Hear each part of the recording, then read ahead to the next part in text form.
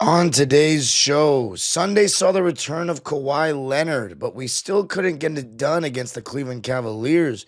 Going to be talking about just why we look to step behind on today's Locked On Clippers.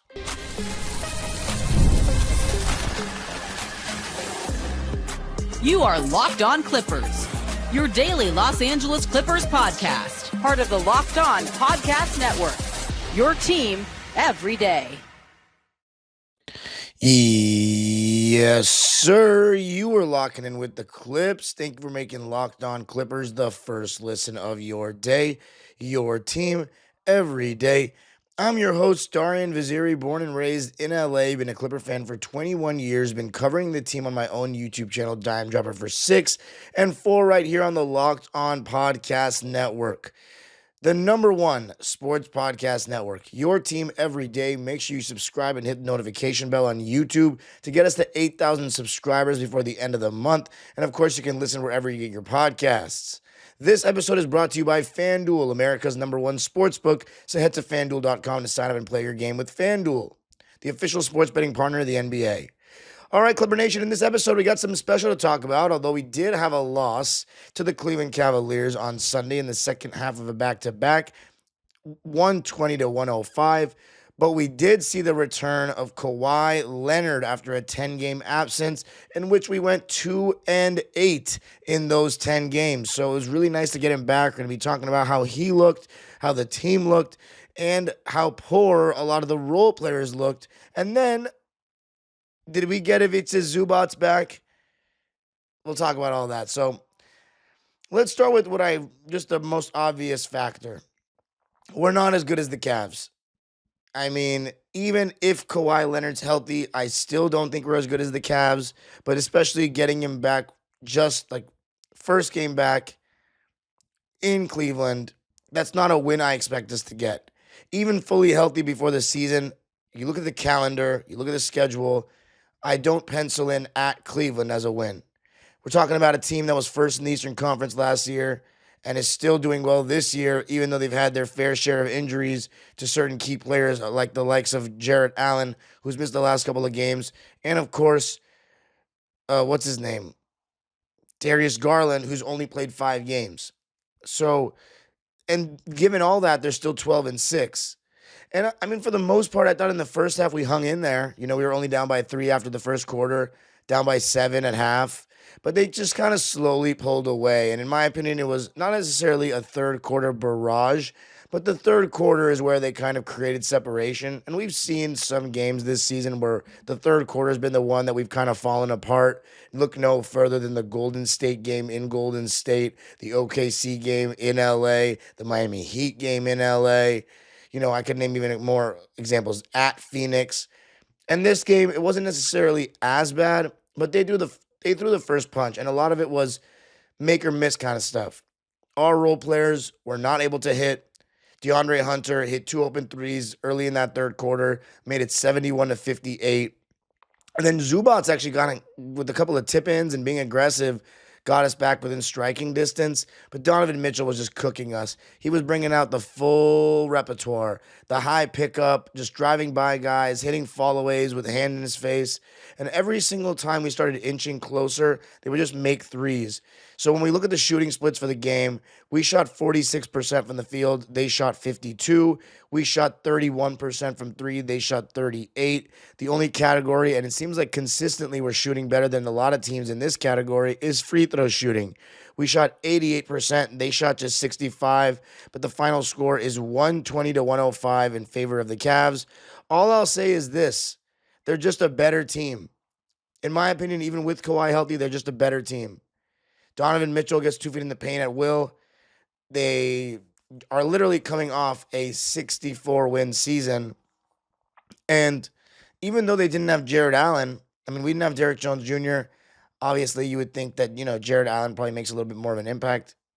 But the Cavs are no joke.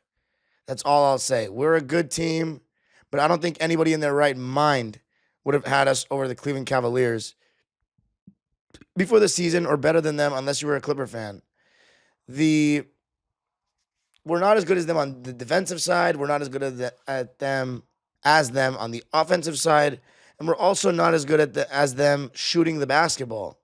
And right now, Donovan Mitchell's averaging 31 points a night. So, there's not much else I could say about it. When you look at the individual stat lines on their side, they had 37 points out of Donovan. 37. 18 out of Evan Mobley to go along with 10 boards. 17 out of DeAndre Hunter. So when you look at their role players, you get 4 threes from DeAndre Hunter. You get a 3 from Jalen Tyson. You get a 3 from Larry Nance Jr. You get a 3 from Dean Wade, from Luke Travers, Naquan Tomlin, and Tyrese Proctor. A lot of these guys have not really been rotation players for them last year, or weren't rotation players for them last year. 9 more threes than us. That's going to make a little bit of a difference. They outscored us 33-27 in the third. And the crazy part is, I think we generated a lot of decent looks. I think through Kawhi, Zubac, and of course, mainly James Harden, we created a lot of good looks. But one thing to be noted is that James Harden, after following a 55-point performance, was 0 for 8 from downtown and 5 for 16 from the field. So, again, you kind of live and die by Harden, but at the same time, we actually got 20-plus points out of Kawhi and Zoo in this game, but we didn't get much from those other guys. Chris Dunn, John Collins, Nico Batum, and Chris Paul, and Kobe Sanders and Cam Christie combined for 30 points. Combined for 30 points.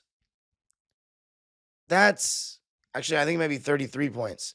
33 points between 6 different guys. I mean, that's not great. I mean, honestly, let's forget about Cam Christie because he only played in garbage time. And again, with Kawhi Leonard back, Kobe Sanders was still in the rotation, but no Cam Christie. So the rotation was, you had the starting lineup of Kawhi, John Collins, Zoo, Harden, and Chris Dunn. It was Kobe Sanders who was taken out of the starting lineup. Then off the bench, you had CP3, Kobe Sanders, Nico Batum, Brook Lopez. Not Kobe Brown. So we went 9 deep in this game. 9 deep. And I assume when Derek comes back, it'll be 10 deep. So I guess Ty is starting to, narrow it down a little bit. Didn't include Kobe Brown. Didn't include Cam Christie. It does seem like Kobe Sanders has kind of staked his claim, and rightfully so, in that rotation, which is awesome to see, just to get some young blood in there. But we just didn't get enough from those other guys, quite frankly. And coming up, I'm going to be speaking more about that. Moral of the story is we're not better than the Cavs, so I wouldn't be disappointed whatsoever. I know Kawhi came back. My overall takeaway on him is that he looked pretty good. He wasn't anything crazy, but he shot well. He was on a slight minutes restriction, 26 minutes. He scored 20 points, grabbed 3 boards, had 2 assists and 3 steals, but he did turn the ball over 4 times. And overall, when it comes to turnovers, we turned the ball over 16 times. They turned the ball over 14. So, obviously, we could have done a better job taking care of the ball. It's been a problem for us all season. Kawhi not helping in that department in this game with a 4th of our turnovers. But the good news is he shot well, and he looked like his jumper looked like he didn't skip a beat. So, hopefully, he can just pick up where he left off against the Lakers and will hopefully have more minutes than 26. But coming up, we did get a good game out of, or I don't even know if I can call it a good game, but a solid enough game. A solid game out of Kawhi. Against Cleveland, we're going to need more than that. But he's on a minutes restriction, so we'll give him a pass. James Harden, he's been so good. It happens, you know what I mean? But coming up, going to be talking about our role guys and how disappointing they've been. I'm going to tell you a little something about Gusto. Let's be real. No one starts a business for the joy of calculating tax withholdings or managing payroll spreadsheets. That's where Gusto comes in. To take the stress out of payroll, benefits, and HR so you can focus on running your business and supporting your team. Gusto is the all-in-one, remote-friendly payroll and HR platform that makes managing your team simple, transparent, and fast. Whether you're hiring, onboarding, or paying employees, Gusto helps you do it all from one place without the hassle or hidden fees. Gusto's automated tools like offer letters, onboarding materials, and direct deposits save me hours every week. Try Gusto today at gusto.com/LockedOnNBA and get 3 months free when you run your first payroll. That's right, 3 months of free payroll at gusto.com/LockedOnNBA. One more time, that's gusto.com/LockedOnNBA. NBA. I got to tell you a little something about Wayfair. The holiday season is right around the corner, and that means it's time to get your home ready. Whether you need more seating for guests, cozy new linens, or fun serveware for holiday hosting, Wayfair's Black Friday sale is here to help you make your space shine. And the best part, you don't have to wait. Wayfair's Black Friday deals are happening all month long with up to 70% off everything from sofas to spatulas. I got furniture for my apartment with my friends from Wayfair. They did a great job helping us set up our living room. Don't miss out on early Black Friday deals. Head to wayfair.com now to shop Wayfair's Black Friday sale for up to 70% off. That's WAYFAIR.com. Sale ends December 7th.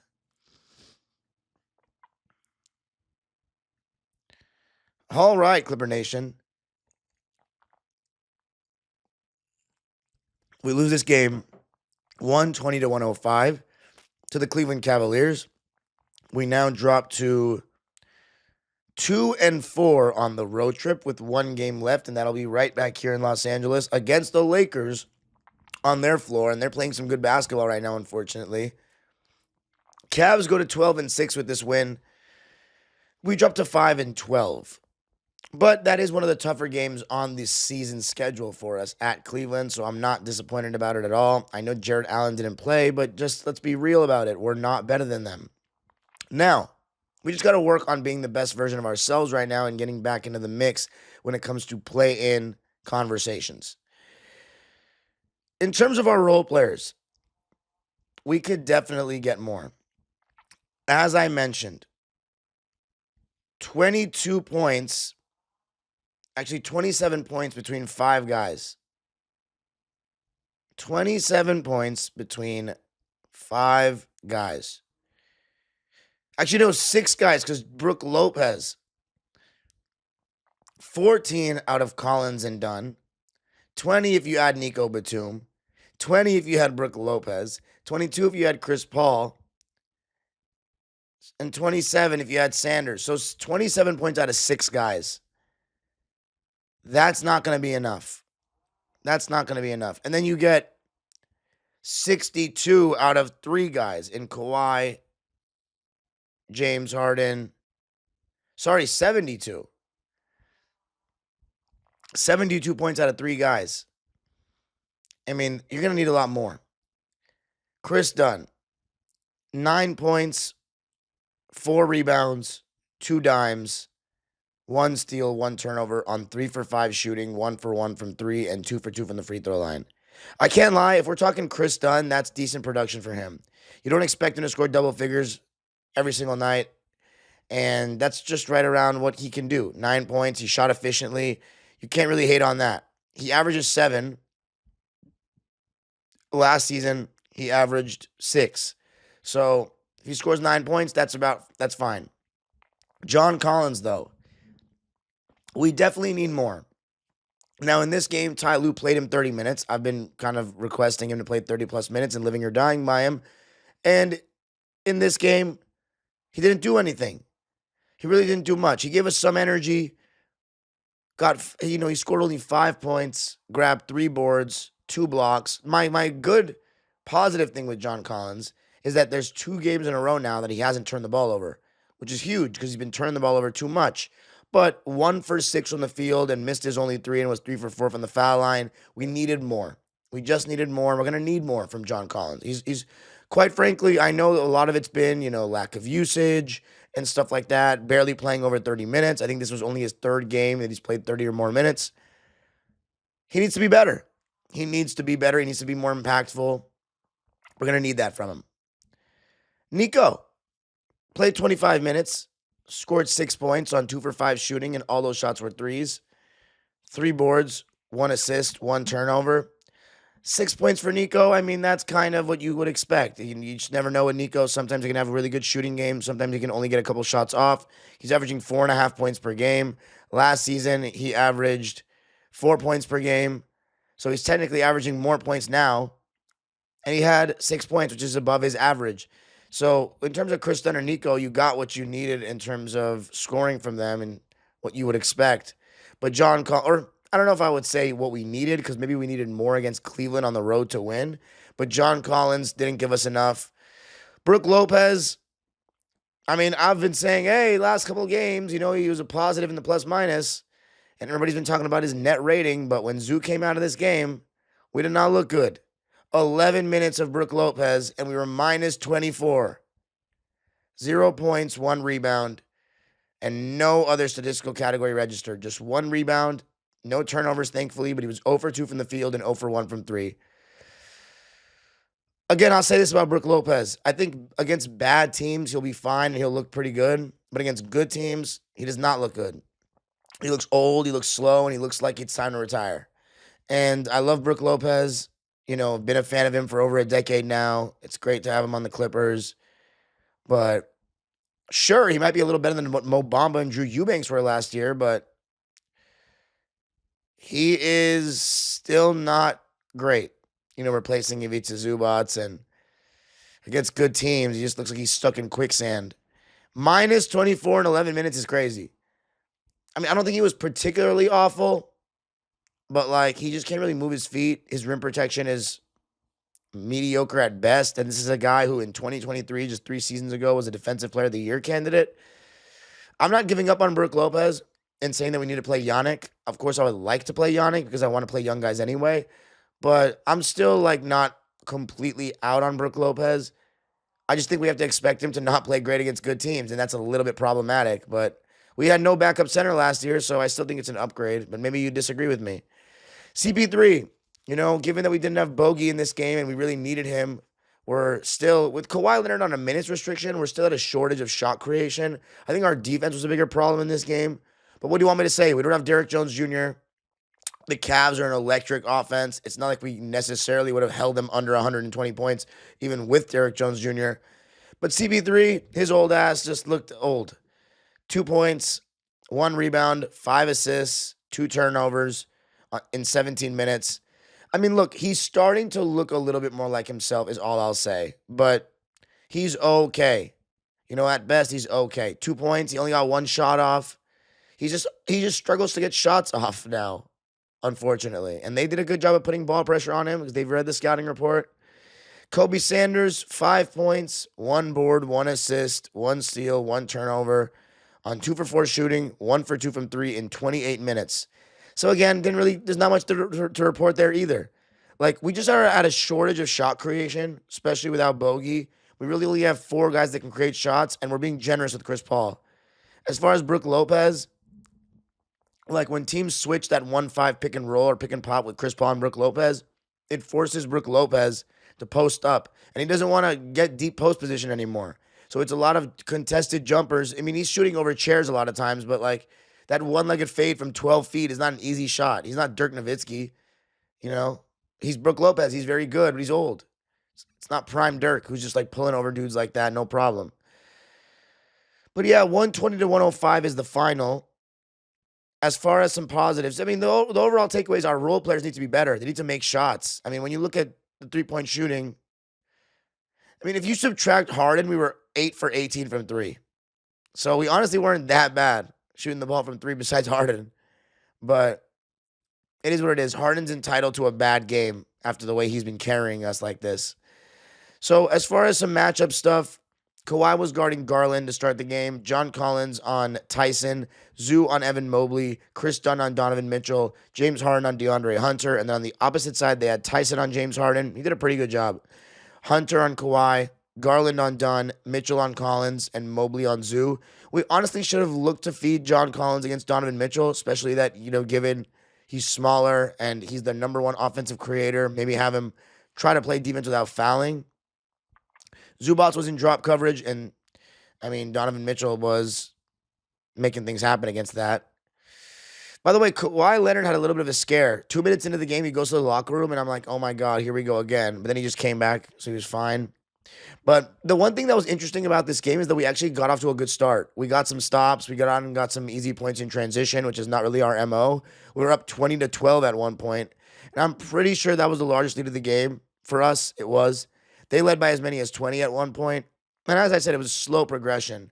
Harden was aggressive early again, but he kind of went cold to end the quarter, and the Cavs went on a 13-2 run because Donovan got hot as Harden got cold. We went with, in terms of our rotations, Harden staying in with the second unit and then Kawhi coming in for him to start the second quarter. And, we just weren't really hitting shots, and the Cavs got some easy buckets in that second quarter. The non-Harden minutes weren't great, but Kawhi still had 12 points in the first half. Zoo had a double-double in the first half, but the role guys just weren't really hitting. Chris Dunn had a 3 at the end of the second quarter, but as I said, when the Cavs threw that punch in the third, we didn't really have much. So the role players, weren't good enough. But we also didn't have a great game for James Harden, and we had Kawhi and a minutes restriction. So you put all that together against a really good team like Cleveland, whether Jared Allen played or not, the odds aren't in our favor. And so I wouldn't trip too hard on that. Laker game, though, that'll be an interesting one. But coming up, the biggest positive of the game. Did we get Ivica Zubac back?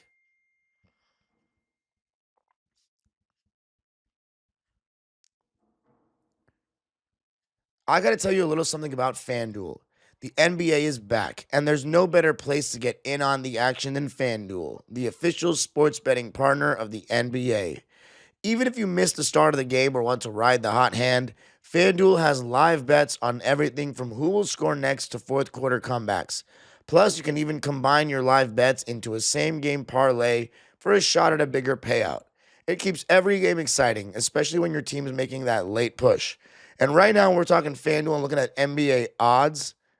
The Clippers, at one point of this season, we were 5th in odds to win the championship.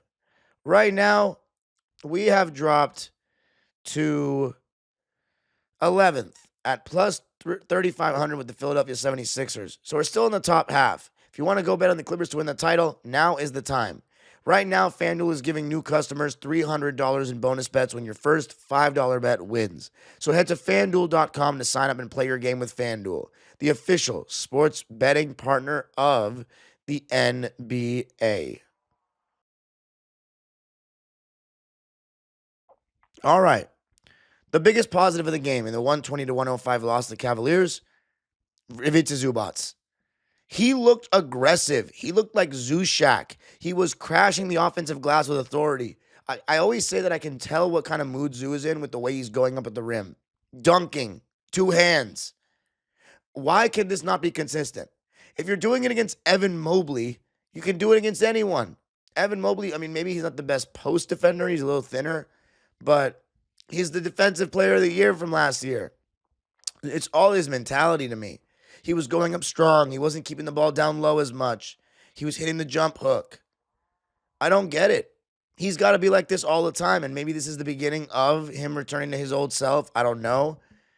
But I loved what I saw from him in this game. In that third quarter, it was him that made the run that got us back in the game and on that 15-3 run. And one thing I will say that's relevant, he was actually getting some calls. I think that can really change the game for him if they actually start reffing him fairly. But you can't make any guarantees on that. You can kind of only control what you can control. And I thought Zoo's energy was good. 33 points, 18 rebounds. That's a Zubac stat line, and 4 assists. 2 turnovers on 15 for 22 shooting. How about a season high in field goal attempts? 22. But I don't get why this can't be consistent. You know what's insane? We're talking about, Zoo's been underwhelming. He's averaging 17 and 12. He's actually averaging a career high in points right now. And he's shooting 62%. And we've been super critical of him. What does that tell you? Subconsciously, our standards have increased. Stats don't tell the full story. He hasn't been great this season. But subconsciously, our standards have increased for him. So we need to keep leaning into him. We don't have that many avenues of offense, even with Kawhi Leonard back. It's Kawhi Leonard, it's James Harden, it's a little Bogey, it's a little Chris Paul, who's not reliable, and it's Zubac. 5 guys, but really 4 guys. And at a high level 3. We need to really lean into still feeding Zoo in the post. 33 and 18 against the Cavs. I know he lost, but come on. There's something there, and a lot of it's on the coaching staff. Where's the point of emphasis? It needs to be consistent with Zoo. Last year, we could say, Harden was our best player, but Zoo was the best thing we had going for us, being that he was on the younger side, in his prime. We need to still empower him at the end of the day. We need to still empower him. I mean, that's crazy. I didn't even realize that until I looked at the stats just now. He's averaging a career high in points, and I've been like just bagging on him all season long. But still, we expect a lot out of this guy. And we didn't necessarily expect statistical increase because of all the new guys we picked up. But given that Kawhi's been out, given that Beal's been a disaster and been injured, we needed more scoring out of him in that stretch, and we didn't quite get it. So hopefully it's a better late than never situation with Zoo and the way he's playing and the way he's going to have, the way the season's going to go for him. But despite that stat line, it hasn't been as good as I thought. Now, as I said, oftentimes it feels like we don't give him the ball enough. And it's something that we have to be more consistent about and deliberate about. And that's coaching staff, and that's Kawhi, and that's Harden, and himself demanding the ball, being aggressive. There's no reason why you shouldn't look like that. Maybe not with the stat line, but from an energy perspective, from the approach to the game, no reason why he shouldn't look like that all the time. All the time. But we'll see. The Lakers will be interesting. We're coming home. In terms of the schedule for the week, we've got the Lakers on Tuesday. That should be a doozy. Then we've got a couple days off, thankfully. And then we have a back-to-back Friday and Saturday against the Memphis Grizzlies and the Dallas Mavericks. If I'm not mistaken, I will be at both. I should be at both. I feel like I might have had something Friday, but I don't know. I think I'm good to go. Anyway, you can follow me on Twitter and Instagram at DimeDropperPod. Subscribe to my own YouTube channel, Dime Dropper, for even more LA Clipper, LA Sports, and NBA content. And Locked On Clippers is free and available wherever you get your podcasts, including YouTube. Make sure you subscribe and hit the notification bell on the road to 8,000 subscribers before the end of the month. The age-old proverb continues, go Clippers.